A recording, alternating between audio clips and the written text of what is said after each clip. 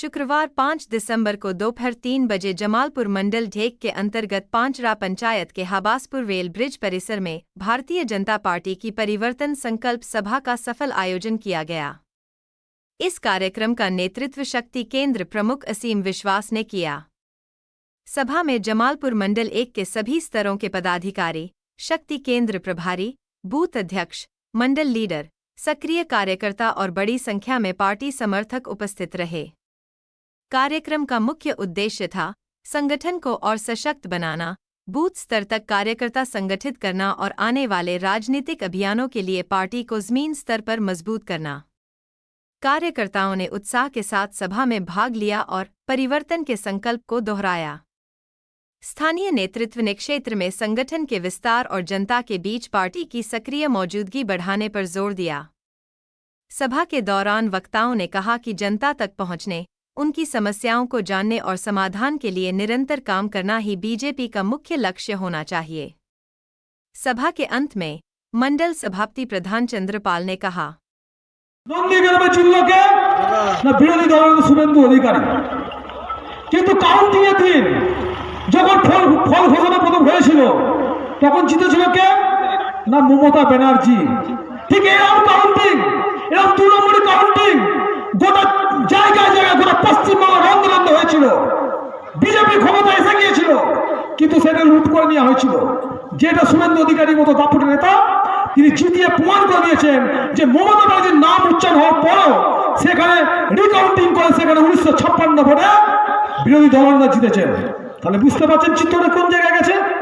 কারণ 2021-এই বিজেপি ক্ষমতায় এসে গিয়েছিল আর সেই আতঙ্কেতেই কিন্তু তৃণমূলের নেতারা তার তল্পা গুটিয়ে হয়ে গেছিল। কিন্তু যখন দেখলো না আমরা জিতে গেছি তখন তারা অত্যাচার শুরু করেছিল। এই হবাসপুরের বুকে এখানকার আমাদের গোপালদার বাড়িতে যেভাবে অত্যাচার করা হয়েছে, এখানকার যে সমস্ত কার্যকর্তার বাড়িতে অত্যাচার করা হয়েছে, আমাদের সমস্ত নথি কিন্তু আমাদের কাছে আছে, হৃদয়ে আছে, মনে আছে।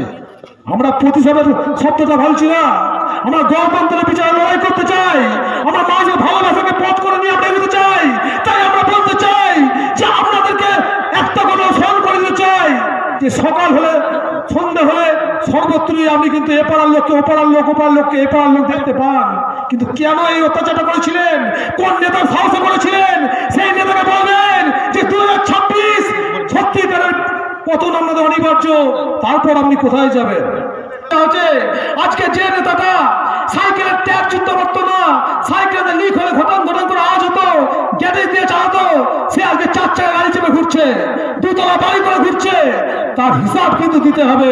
আমি এই সভা মঞ্চ থেকে বলে যাচ্ছি, আমি বলতে চাই যে আপনাদের যে বাস্তবিক চিত্র এখন রয়েছে, আগে আমাদের গাল চুপসে যেত, আগে আপনাদের কথা বলতে গেলে হাঁপাতেন, আর এখন আপনারা কিন্তু মিনারেল ওয়াটার জল কিনে খাচ্ছেন।